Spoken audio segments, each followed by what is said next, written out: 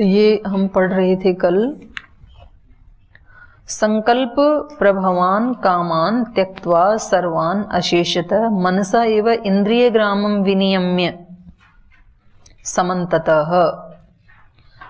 संकल्प प्रभवान, संकल्प से उत्पन्न होने वाले, सर्वान कामान त्यक्त्वा, सभी कामनाओं का त्याग करके, अशेषतः, संपूर्ण रूप से सब कामनाओं का त्याग करके।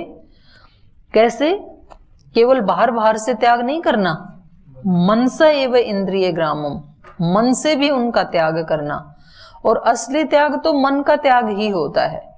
अगर मन में त्याग भाव है और शरीर से यदि आपने उसको सदुपयोग कर भी लिया तो भी कोई हानि नहीं होगी, लेकिन शरीर से सदुपयोग नहीं किया और मन से सदुपयोग कर रहे हैं तो फिर हानि बहुत होगी। तो उसी को गीता में ना वो दूसरे अध्याय में जो आया था तो उसको वो माना है, दुराचरण माना है। तो इसलिए कहा मनसा एव इंद्रिय ग्रामम विनियम्य, मन से इंद्रियों के समूह को विशेष रूप से वश में करके, विनियम्य माने विशेष रूप से वश में करके, नियंत्रित करके, समन्ततः, चारों तरफ से, चारों तरफ से अपनी इंद्रियों के समूह को, मन में भी इंद्रियों का कोई विषय हमें विचलित ना करे, ऐसे चारों तरफ से अपने मन को, अपनी इंद्रियों को वश में करके तब साधक अंदर गोता लगाता है।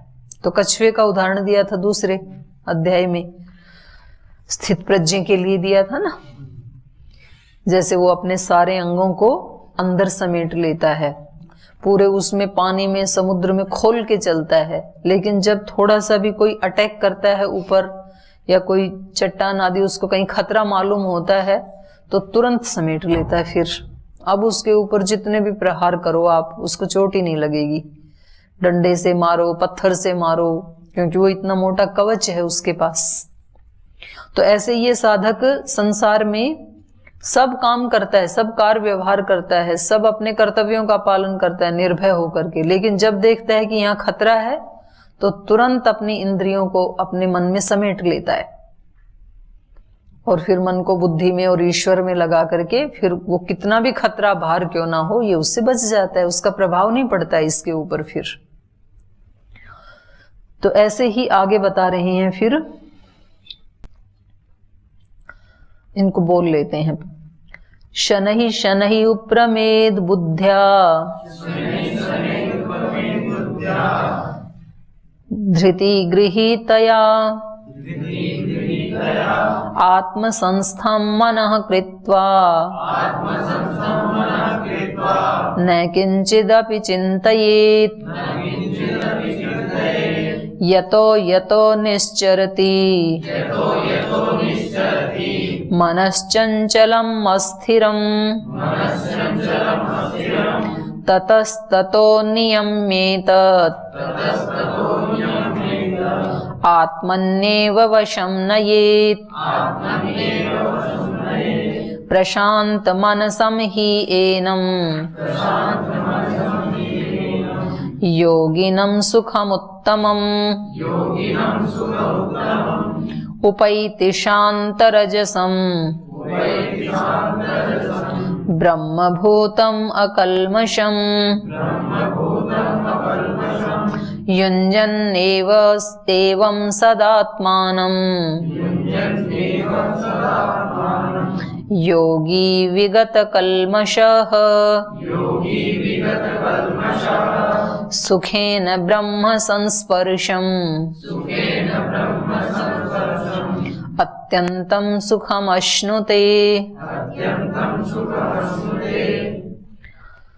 तो शनई शनई उपरमेत बुद्ध्या धृति गृहीतया, तो ये इंद्रियों को वश में कर ले, सब तरफ से सारी कामनाओं को भी ये साधक छोड़ दे, संकल्प से उत्पन्न होने वाली, और इस तरह से ये योग युक्त हो जाए, ऐसा भगवान कृष्ण ने बताया। लेकिन उनको ये भी पता है कि इतना कहने मात्र से तो थोड़े ना व्यक्ति की तुरंत रुक जाएंगी इंद्रियां।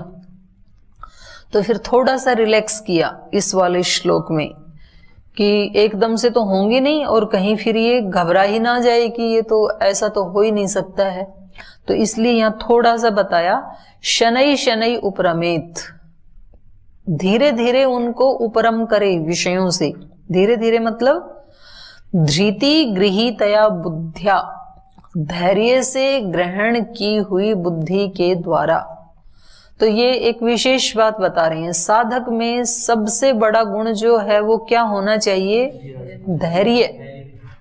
क्योंकि ये देखो, ये जो आध्यात्म का पथ है ना, ये कोई शॉर्ट रेस जैसे नहीं है।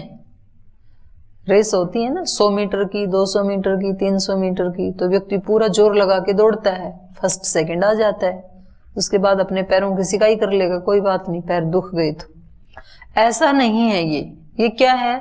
लॉन्ग मैराथन जैसे है, जो 25-30 किलोमीटर की यात्रा होती है ना, तो उसमें कैसे चलता है फिर? उसमें यदि शुरू में बहुत जोर लगा दिया तो आगे जाने के लिए तो पैर थक जाएंगे, फिर तो वो कर ही नहीं पाएगा ना। तो उसमें कैसे करना होता है?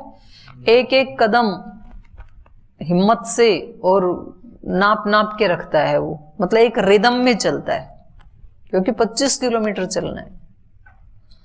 तो ये जो अध्यात्म का मार्ग है ये कैसा है? ऐसा नहीं है कि आप कुछ दिन आपने खाना भी छोड़ दिया, सोना भी छोड़ दिया, जाप करते रहे, गुफा में चले गए, आंख बंद करके बैठे रहे, पैर थक रहे हैं, दुख रहे हैं, तो भी बैठे रहे। तो फिर आपको लगता है कि इतना करने के बाद तो 1-2 साल में मिल जाना चाहिए। तो वो तो ऐसा है नहीं कि समय से मिल जाए। फिर नहीं मिलता है तो फिर व्यक्ति कहता है कि मैंने तो सब करके देख लिया, कहीं है ही नहीं, कुछ नहीं है, मैंने सब करके देखा है, मैंने उपवास भी करके देखे, एकांत में भी रह के देखा, समाधि भी लगा के देखी, ऐसे ही बहकाते हैं। फिर वो उब जाता है, फिर इस मार्ग को छोड़ देता है। तो ये उसके लिए कह रहे हैं कि इसमें धैर्य की आवश्यकता है। और एक बात, मान लीजिए आपको सत्य की अनुभूति हो गई, आज ही हो गई, आपको आत्म तत्व का साक्षात्कार भी हो गया, परमात्म तत्व का बोध भी हो गया। अब क्या करेंगे आगे? आत्म तत्व और परमात्म तत्व में जिएंगे या उनको छोड़ देंगे कि बस देख लिया, अब नमस्ते, आप उधर रहो, हम अपने संसार में जा रहे हैं? ऐसे करेंगे क्या? जा सकते नहीं है ना, तो उसी में ही जीना है। और जब तक नहीं मिला तब उसके लिए जीना है, तो पूरे धैर्य से लगे रहो। जब उसकी इच्छा हो, जब मिले, जैसे मिले, वो उसकी इच्छा पे छोड़ दो। आप अपनी तरफ से अपना कर्तव्य पूरी श्रद्धा से, पूरी निष्ठा से करते रहें। बाकी अपनी तरफ से कोई शर्त नहीं है कि मेरे को कितने दिन में अनुभूति हो जाए, कितने दिन में मिल जाए, उसी के ऊपर छोड़ो। इसी को तो समर्पण कहते हैं और इसी को धैर्य कहते हैं कि जैसे आपको उचित लगे। भक्त तो ऐसा ही होता है, भक्त कभी भी शर्त नहीं लगाता है, अनकंडीशनल सरेंडर। वो कहता है जब आप उचित समझें, क्योंकि मुझे तो पता ही नहीं मेरी योग्यता पात्रता का, जब आप मुझे पात्र समझें तब आप अपनी कृपा कर देना। अच्छे शिष्य भी अपने गुरुओं के प्रति ऐसा ही रखते हैं, गुरुजनों के प्रति झगड़ा थोड़ा ही करते हैं कि आप हमारे से तो कभी मिलते ही नहीं है, हमसे तो प्रीति ही नहीं करते हैं, दूसरों से आप ज्यादा करते हैं या कम करते हैं। तो शिष्य क्या कहते हैं? हमारा जो कर्तव्य कर्म है पढ़ने का, दिनचर्या का, वो हम अपना पूरा कर रहे हैं, या सेवा का, आप जब चाहें, जैसे चाहें, जो उचित समझें उतनी कृपा हमारे ऊपर तब कर देना। और वो निश्चिंत रहते हैं। और जो इस तरह से निश्चिंत रहते हैं उन शिष्यों के ऊपर सबसे ज्यादा कृपा होती है गुरुजनों की। और जो हर समय हठ करते रहते हैं, झगड़ा ही करते रहते हैं, मांगते ही रहते हैं, डिमांड करते रहते हैं, उनके ऊपर फिर जितना मिलना चाहिए था उतना भी नहीं मिलता है। और घर में भी ऐसे ही होता है। कुछ बच्चे ऐसे होते हैं जो माता पिता से हमेशा झगड़ा ही करते रहते हैं, मांगते ही रहते हैं, और जो माता पिता चाहते हैं वैसा काम करते नहीं है। वो कहते हैं इस भाई को तो ऐसे कपड़े ला दिए, मेरे को नहीं ला के दिए, इसको इतना खाने को दे दिया, मेरे को नहीं दिया, इसको तो ज्यादा लाड प्यार करते हो, मेरे को तो करते ही नहीं हो कभी। तो माता पिता को वो अच्छा थोड़ी लगता है।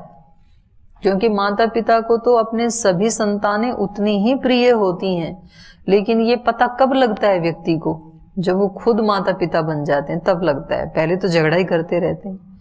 और एक बच्चा ऐसा होता है कि माँ जितना चाहे, माता या पिता जब चाहे मेरे को जो पात्र समझे उतना दें, मैं अपना इनके प्रति पूरा श्रद्धा भाव से सेवा कर रहा हूं। तो माता पिता अपने आप ही उसका ध्यान रखते हैं, उसको ज्यादा मिलता है ऐसे बच्चे को। तो ऐसे ही अध्यात्म में भी ईश्वर के प्रति साधक का कोई हठ नहीं होता है कि अब 1 साल हो गया आप तो सुनते ही नहीं हो, ऐसे झगड़ा नहीं करता है। इतने दिन हो गए ध्यान लगाते लगाते, 1 वर्ष हो गया आप आते ही नहीं हो तो मैं भी छोड़ता हूं, ऐसे नहीं करता है। तो इन्होंने कहा धृति गृहीतया बुद्ध्या, ये कब हो पाएगा? ऐसा हो पाएगा जब धैर्य से ग्रहण की हुई बुद्धि का प्रयोग करेंगे। वैसे भी मनु महाराज ने भी जो धर्म के लक्षण बताए हैं 10, उनमें पहला लक्षण क्या है? धृति है। धैर्य पहला लक्षण है। धीरज रखो, धीरज रख, वो रहमत की बरखा बरसा ही देगा। दर्द दिया है जिस मालिक ने वही दवा भी देगा। तो धैर्य इसमें सबसे महत्वपूर्ण बताए। शनै शनै उपरमेत धृति गृहीतया बुद्ध्या।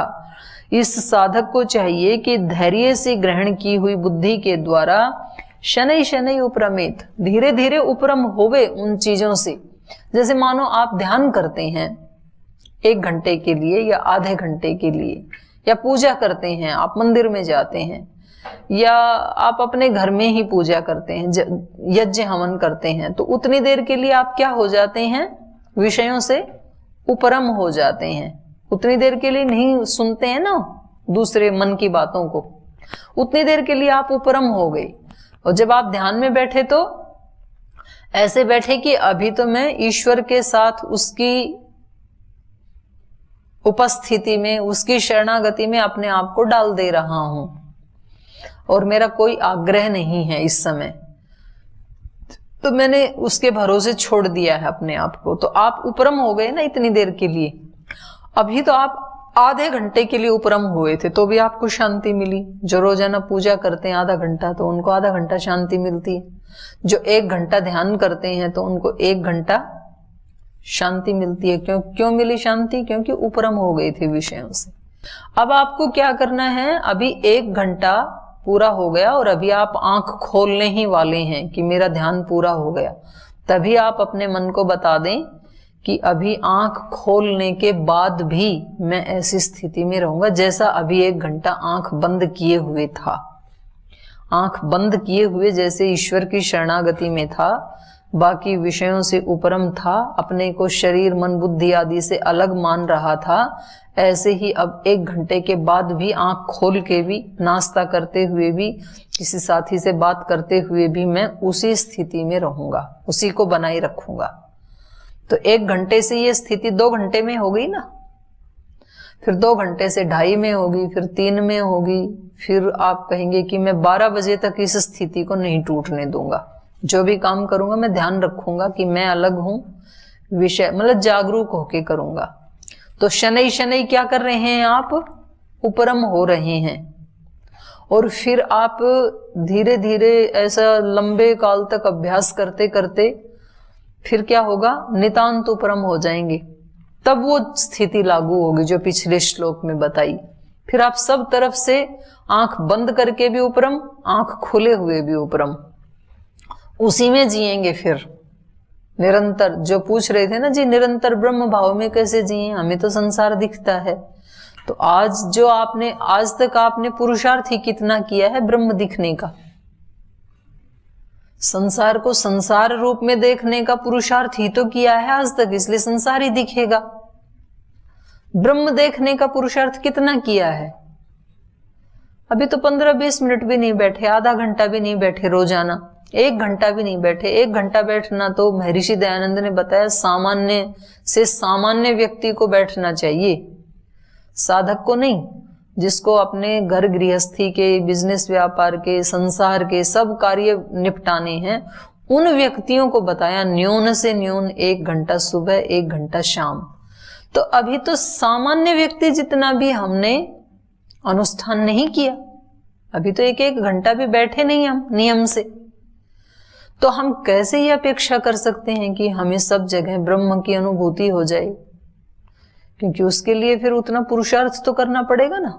और जब हम पुरुषार्थ करते हैं रोजाना, उसको बढ़ाते जाते हैं, थोड़ा थोड़ा करके बढ़ाते हैं, पहले आपने 1 घंटा बढ़ाया, फिर आपने 1 घंटे के बाद भी फिर दिन में जितनी बार याद आया उतनी बार 5, 7, 10 बार उस चीज को स्मरण किया।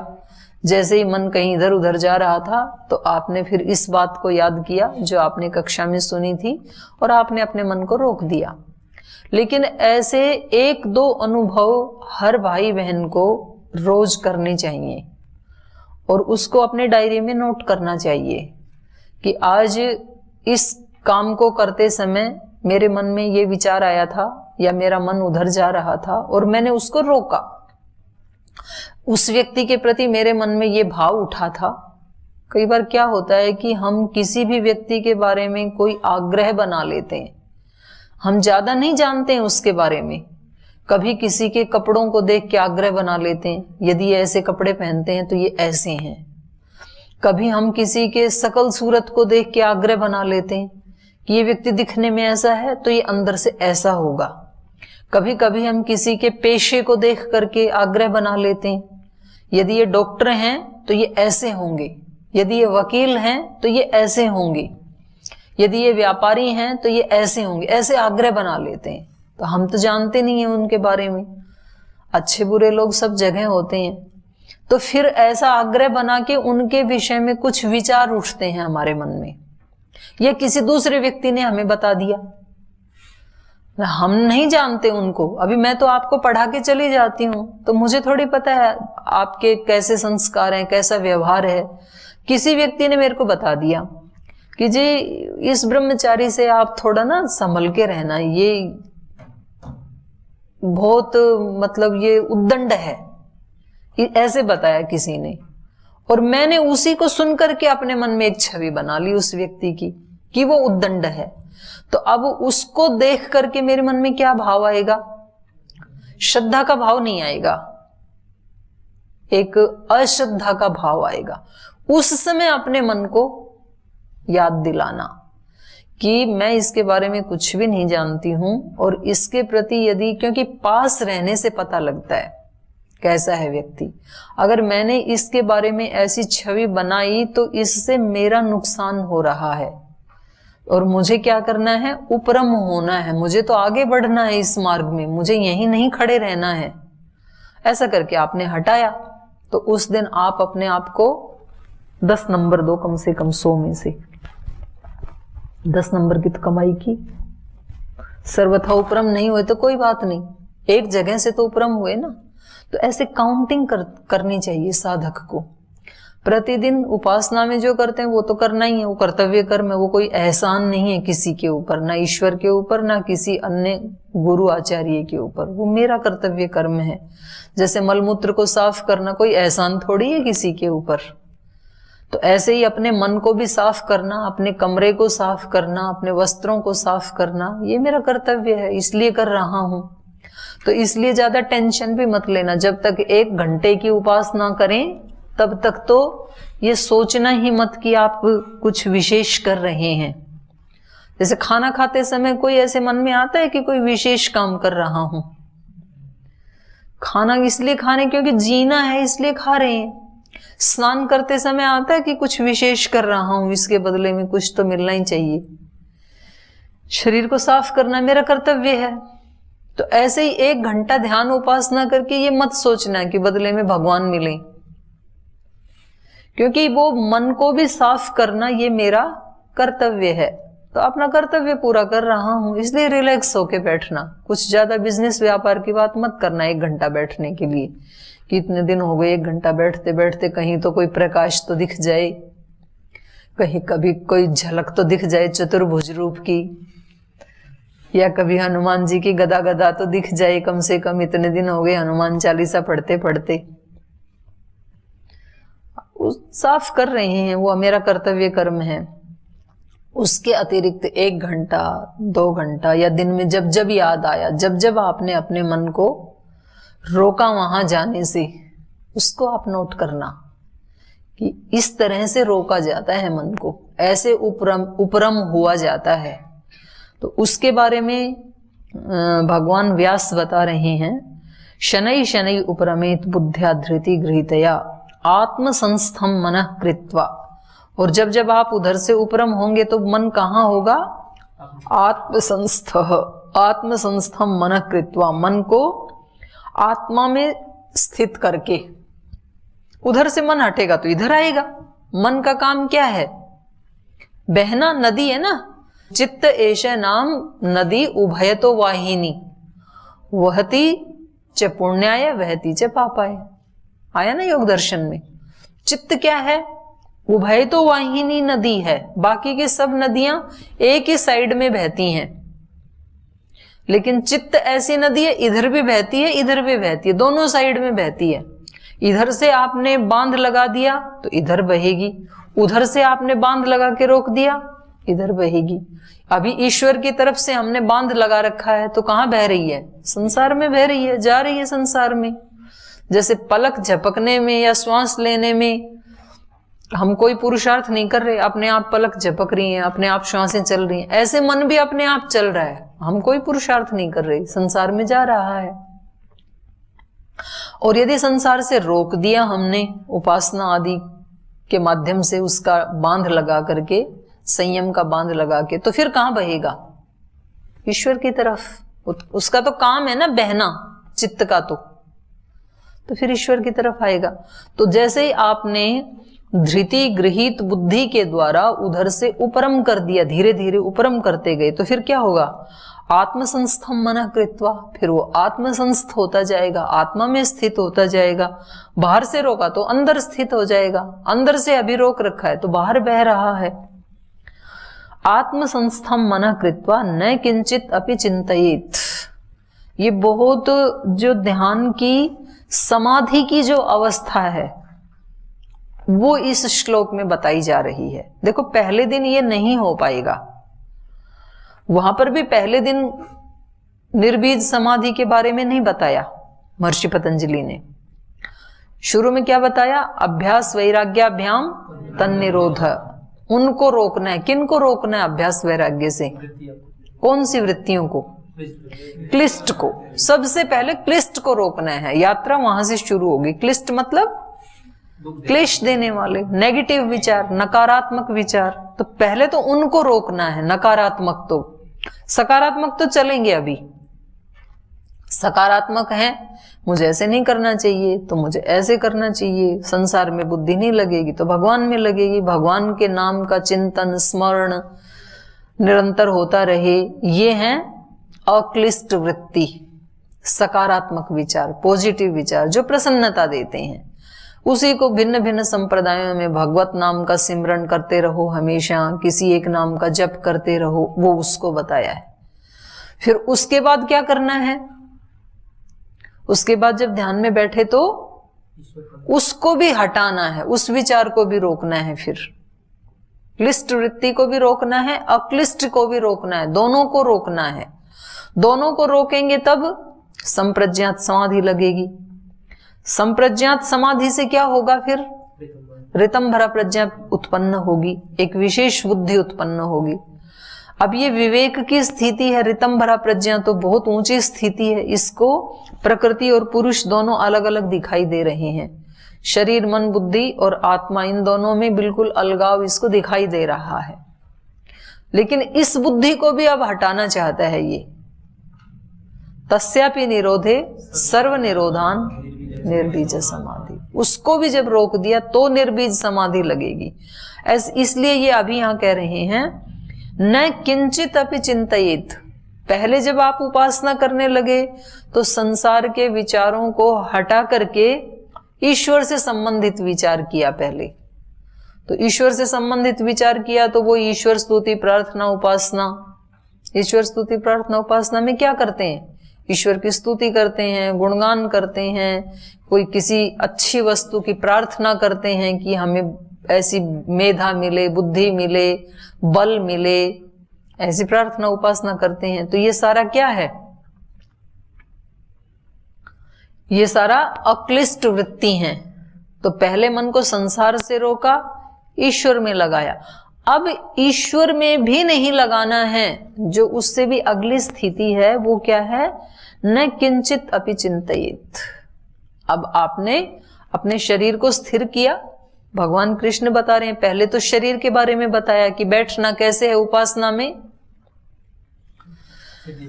गर्दन और रीढ़ की हड्डी इसको सीधा करके किसी भी शरीर के ऐसे पोज में कि जिसमें आप थोड़े लंबे समय तक सुखपूर्वक स्थिरता पूर्वक बैठ सकें, ऐसे बैठना है। और फिर और इसमें आप जाएंगे कुछ योग के ग्रंथों में, तो फिर वहां मुद्रा बता देंगे आपको, ज्ञान मुद्रा में बैठना है कि ध्यान मुद्रा में बैठना है कि वायु मुद्रा में बैठना है कि ब्रह्मांजलि लगा के बैठना है। तो ये शरीर की स्थिति बताई। शरीर को तो खड़ा कर दिया बुगले की तरह से। बुगला भगत होता है ना, बुगला कैसे खड़ा होता है पानी में? एक पैर पे। लेकिन मन में क्या चल रहा होता है? कब मछली आए, कब उसको पकड़ूं। तो शरीर को तो ऐसे बैठा दिया आपने यज्ञशाला में या ध्यान कक्ष में। मन में क्या चल रहा है अब उसको भी तो संभालना पड़ेगा ना। केवल शरीर शरीर से बात नहीं चले बनेगी। मंदिर में तो चले गए, वहां ध्यान लगा के भी बैठे हैं, या गुरुद्वारे में चले गए, मस्जिद में चले गई, यज्ञशाला में चले गई, वहां बैठ दूसरे को लगता है कि कैसे ध्यान मग्न है ये, लेकिन अंदर क्या चल रहा है वो तो हमें पता है, दूसरे को थोड़ी पता है। तो बोले जब ऐसे बैठ गए तो पहले संसार में जाने वाले विचारों को रोको। अभी मन को भी तो स्थिर करना है ना, अभी तो शरीर को स्थिर किया था, अब मन को स्थिर करना है। पहले संसार के विचारों को रोका कि अभी 1 घंटे के लिए तुम्हारी छुट्टी, तुम बाहर खड़े रहो, 1 घंटे के बाद आपसे बात करेंगे। सारा दिन भर आपके साथ ही बात करनी है, संसार की बात करनी है, अभी 1 घंटा शांति रखो। आप उनको रोका पहले। फिर ये ईश्वर के साथ हमने बातचीत करनी शुरू की कि आप हमारे लिए ऐसा कर दो, आप ऐसे हैं, आप ऐसे हैं, मेरे को इसकी आवश्यकता है। ये सारा वार्तालाप ईश्वर के साथ चलता है। ये वार्तालाप करने में भी कम से कम कुछ सरल व्यक्ति होते हैं, उनका जल्दी कांटेक्ट ईश्वर के साथ जुड़ जाता है। थोड़े चालाक होते हैं, उनका देर से जुड़ता है। जैसे छोटा बच्चा सरल होता है तो वो भगवान जी के सामने खड़ा भी उसको कर दिया तो कैसे बात करेगा? जैसे अपने माता पिता के साथ बात करता है। वो बोलेगा कि मैं आपको इतनी बातें बोल रहा हूं, आप भी बोलो ना मेरे साथ, आप भी कुछ तो उत्तर दो। और उसको पता नहीं है उत्तर देता है कि नहीं देता है, वो तो उसको भगवान ही समझ रहा है, क्योंकि माँ ने बताया कि ये भगवान जी हैं। इसलिए बच्चों की प्रार्थनाएं जल्दी सुनी जाती हैं, ऐसे देखा गया इतिहास में। ध्रुव भक्त तो 5 ही वर्ष के थे ना। अपनी माँ से जाके पूछा कि ये मेरी जो मौसी हैं ये कह रही हैं कि ये तेरे पिता नहीं है, तो आप बताओ मेरे पिता कौन है? तो उनकी माँ ने कहा कि बेटा तेरे पिता तो वो परम पिता हैं। तो वो जाके जंगल में फिर कि आप कहाँ हो, आप मेरे परम पिता हो तो आओ मेरे सामने, देखो उसका उत्तान का पिता तो उनके पास है, वो उनकी गोद में बैठते हैं, तो मुझे भी आपकी गोद में बैठना है, आप आओ। तो बच्चे ऐसे प्रार्थना करते हैं। किसी चर्च में कोई पादरी कह रहे थे कि भाई इस तरह की स्तुति प्रार्थना करने से ना बारिश हो जाती है, तो सूखा अकाल पड़ रहा है, तो इसलिए आज हम भगवान से प्रेयर करते हैं, प्रार्थना करते हैं कि कल से भगवान वृष्टि कर दो। वैदिक धर्म में वर्षेष्ठ यज्ञ किया जाता है बारिश होने के लिए। तो उस दिन ऐसी प्रार्थना की गई। अगले एक छोटा बच्चा भी था उस प्रेयर में। तो अगले दिन जब बच्चा आया चर्च में तो वो अपना छाता साथ लेके आया, और खुली धूप थी, कहीं बादल के भी कोई आसार नहीं थे कि बारिश आएगी, ऐसे कुछ संभावना ही नहीं थी। तो लोगों ने पूछा कि बच्चे आप ये छाता क्यों लेके आए हो, इसका क्या प्रयोजन है? बोले आपने तो कल कहा था कि आज हम प्रेयर कर रहे हैं तो कल बारिश आएगी, तो जब बारिश आएगी तो कहीं मैं भीग ना जाऊं इसलिए छाता लेके आया हूं। तो ये है विश्वास। तो जो सरल हृदय होते हैं वो अपनी बातचीत करते हैं भगवान से। आप अपनी छोटी से छोटी बात भी भगवान के साथ शेयर करें। अब हम केवल गायत्री मंत्र का जाप करते हैं। गायत्री मंत्र का जाप करना चाहिए, लेकिन वो प्रार्थना किसी और ऋषि की थी। वो प्रार्थना हमारे लिए तब फलीभूत होगी जब हम उस चेतना पे बैठ करके वो शब्द बोलेंगे। आज हमारी प्रार्थना क्या है? आज तो हमारी प्रार्थना ये है कि मेरा मन बार बार चला जाता है संसार में, तो मेरे ऊपर ऐसी कृपा करो कि कम से कम 1 घंटे के लिए मैं आपके साथ ही बातचीत किया करूं। अभी मेरे अंदर इतनी स्मरण शक्ति नहीं है, इतनी बुद्धि नहीं है, तो मेरे को ऐसी मेरे ऊपर कृपा हो कि मेरा चित्त ज्यादा एकाग्र हो जावे। एकाग्र होगा तो वो जल्दी याद कर पाएगा। अपनी बातचीत करें, उस प्रार्थना में ज्यादा सच्चाई होती है, न कि रटी रटाई। किसी ने आरती लिख दी, वही आरती हम गाए जा रहे हैं, इसलिए वो आरती गाते गाते मन कहीं और जाता है, क्योंकि रोज वही आरती। जब माता पिता के साथ आप बात करते हैं तो रोजाना अलग अलग बात होती है ना। बच्चे अपने माँ बाप के साथ बात करते हैं, और स्कूल में टीचर ने सिखाया कि जब माता पिता के साथ बात करते हैं तो ऐसे बात करनी चाहिए, एक सलीका सिखाया।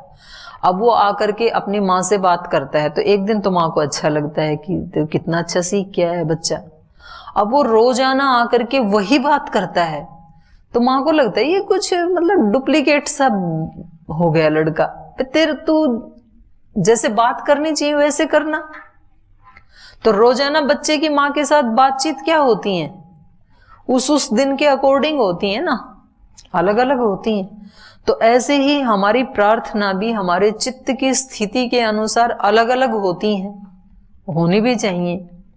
और हम एक ही एक कर रहे हैं तो फिर माँ सुनती भी नहीं है, बच्चे को भी कोई इंटरेस्ट नहीं होता है, क्योंकि रटी रटाई वही पोयम सुनानी उसको रोजाना, तो फिर उसमें अटेंशन नहीं होती है, फिर तो मन तो उधर जाएगा ही, इसमें मन का क्या दोष है। तो इसलिए ये जो रटे रटाए जो भी प्रार्थनाएं होती हैं, भजन होती हैं, उपासना होती है, उस समय मन बाहर भागता है। अगर हमारी अपने हृदय की प्रार्थनाएं हैं तो मन कहीं भी नहीं जाएगा फिर वो, क्योंकि मन को कोई चाहिए आलंबन। तो हमें ये पहले क्लिष्ट को रोक करके अक्लिष्ट में ला करके ईश्वर से बातचीत करना, इतना करना चाहिए। और उससे अगली स्थिति क्या है, फिर जब कांटेक्ट हो गया तो अब बच्चा आराम से सोता है माँ की गोद में। अब माँ को क्या करना है, उसको कपड़े चेंज करने हैं कि जूते निकालने हैं, खाना खिलाना है, जो करना है वो माँ की जिम्मेदारी है। अब वो रिलैक्स हो जाता है बिल्कुल। तो ये भक्त जो है फिर अक्लिष्ट को भी रोक करके और वो अपने आप को ईश्वर की गोद में शांत होकर के छोड़ देता है। कोई विचार नहीं है, अब कुछ भी मांगना नहीं है, कुछ भी चाहना नहीं है, कोई प्रेयर नहीं है। और ऐसा जब उसने अपने आप को रखा गाढ़ निद्रा की तरह से, तब भी कोई विचार आ गया तो उसको भी देख लो, कोई बात नहीं, आ गया तो चला जाएगा, उसके साथ लड़ना नहीं है फिर। तो ये अभ्यास बता रहे हैं व्यास ऋषि हमें कैसे करना है, अंदर जाने का रास्ता कैसे होगा। तो इन्होंने बताया शनै शनै उपरमेत बुद्ध्या धृति गृहीतया आत्म संस्थम मनः कृत्वा न किंचित अपि चिंतयेत। उसके बाद फिर कुछ भी ना सोचें, पूरा चुप, मौन, अंदर से मौन। ये स्थिति को ही क्या कहा है इन्होंने, महर्षि दयानंद श्री अरविंद ने, निश्चल नीरव स्थिति।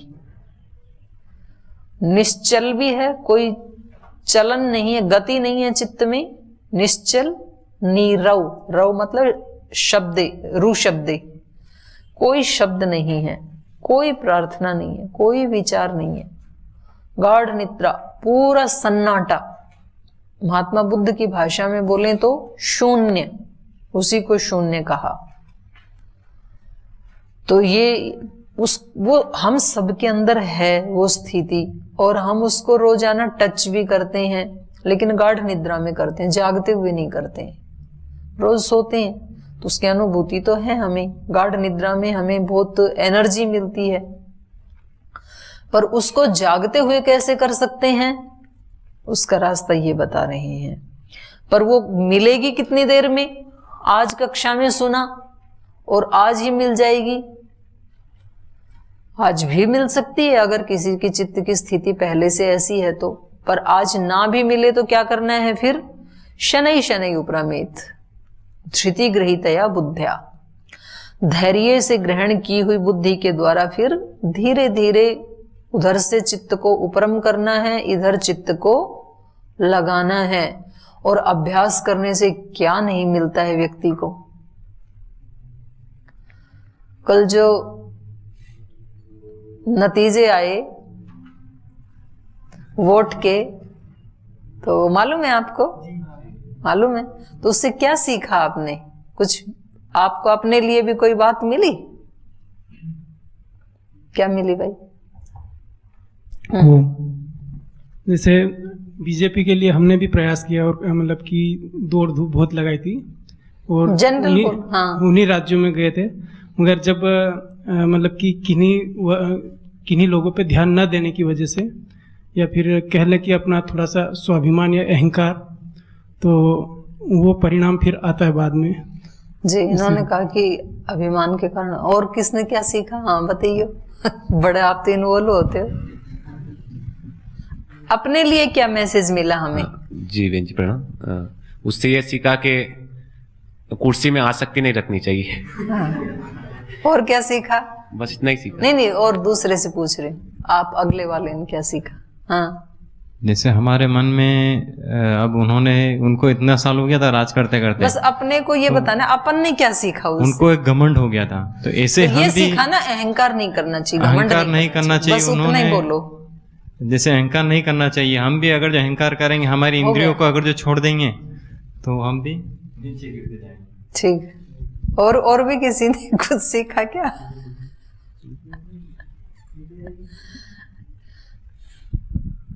दीदी जी, हमें लोगों को मनों को जानना चाहिए। हाँ, वो तो हो गया सेवा करने वाले को उस दूसरों की। तो इसमें देखो दो बातें सीखने को मिलती हैं एक साथ। एक तो यही है जो आप कह रहे हैं, बचपन में हमने कहानी सुनी थी उसकी, खरगोश और कछुए की। तो खरगोश को क्या हो गया था? घमंड हो गया था कि इसको जाने दो, मैं तो अभी सो लेता हूं और फिर मैं तो एक छलांग भरूंगा और पहुंच जाऊंगा, मेरे में तो बहुत फास्ट चलने की है। तो फिर वो पराजित हो गया था। तो प्रमाद, आलस्य, अहंकार, ये तीन चीजें शक्ति होते हुए भी फिर व्यक्ति को उपलब्धि नहीं करने देती हैं। प्रमाद नहीं होना चाहिए कि मेरे अंदर तो बहुत सामर्थ्य है। कई बार व्यक्तियों को क्या होता है, जो लोग बहुत ज्यादा शास्त्र आदि पढ़ लेते हैं, उनको तो अपनी बुद्धि का फिर उनको अभिमान हो जाता है, हम तो बहुत जानते हैं, तो फिर वो चूक जाते हैं। इतना ज्ञान होने के बाद भी उस चीज को टेस्ट नहीं कर पाते हैं जिसके बारे में शास्त्र कह रही थी।